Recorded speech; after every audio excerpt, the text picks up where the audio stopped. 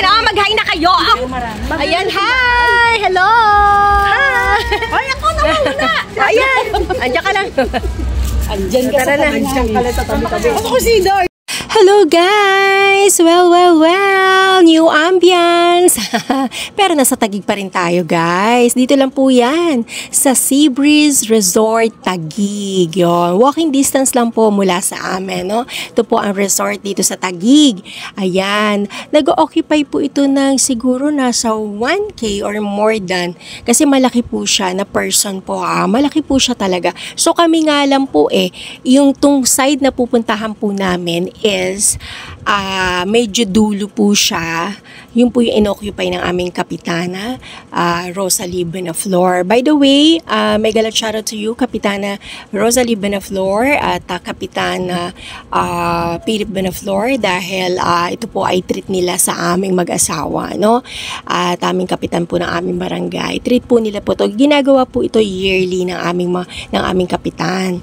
So, ito po yung treat niya. Magsuswimming po kami dito sa Sea Breeze Taguig kasi malapit lang po yung pinili nila dahil may mga senior po tayong kasama, may mga PWD, lahat po ng staff ng barangay kasama kahit hindi sila staff, basta malapit sila kay kapitan or yung gustong mag-enjoy, open po ito para po sa lahat sa Barangay Wawa, no? Hindi lang po pang empleyado ng Wawa, pati po pang pamilya po, yung gustong sumali, pwede po yun, no?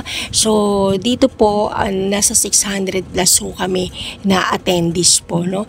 Kalat po kami, bali, yan side lang po na yan, ang aming inoccupy po ng aming kapitan. May live band din po dyan.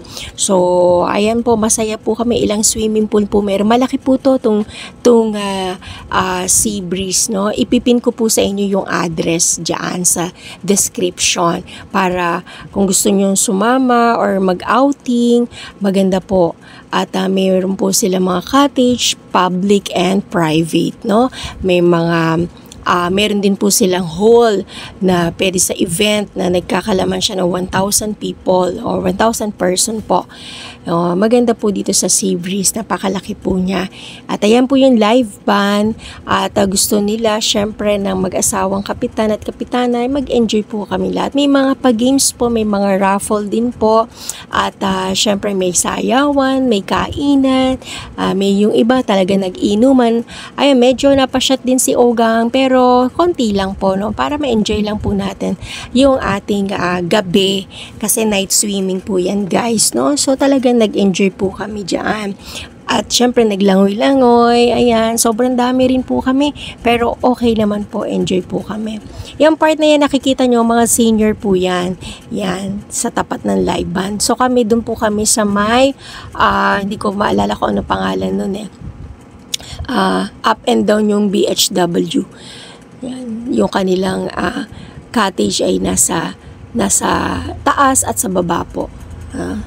Ayan, masaya at alam niyo po ba ang priority ni aming kapitan at kapitana ay ang mga PWD at ang mga senior po. Gusto niya mabigyan ng kasiyahan ang mga taong ito, no? Minsan nga tinatanggap niya nga po kahit na po ito'y PWD at ito po'y senior, ginagawa niya ng paraan para lang po kumita yung tao. Alam niyo naman po na hindi makapagtrabaho ang PWD pero binibigyan niya po kahit paano allowance at gayon din po Panginoon, gayon din po yung kanilang senior, no? May mga birthday gift, cash po siyang binibigay monthly, sino man po yung may mga birthday gift po. Dito po sa Taguig ay talagang I love Taguig talaga guys. Alright guys, ayan, see you po. Ayan po, panoorin nyo po ang aking vlog or content for tonight. Alright!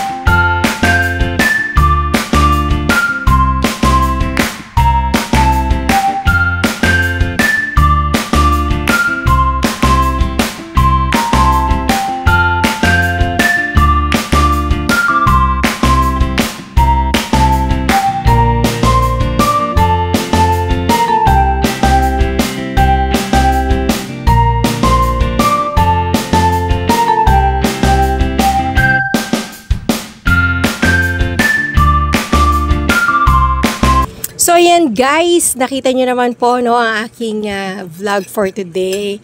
Ang aking mga Dabber Cats at ang mga empleyado po ng barangay. Wow, what a gig. So, nag-enjoy po kami at salamat po sa inyong panonood at support kay Ogang Tindera. Salamat po. God bless po sa ating lahat. At hopefully, nabusog ko yung mga mata ninyo. Napasaya ko kayo mga kaogang ko. Thank you so much. At stay blessed. Oo. Gawa-gawa pa tayo ng mga content na iba-iba at live update tayo palagi guys, no, para masanay si Lolo na tayo ay laging mag-update sa ating channel. Ayan, God bless po. Salamat po sa lahat po. Nagpapasalamat po ako sa mga support ninyo guys. Magandang buhay po sa inyong lahat, mga kasari, mga kaogang, at syempre mga ka-whitey natin, no. Ayan, thank you, see you.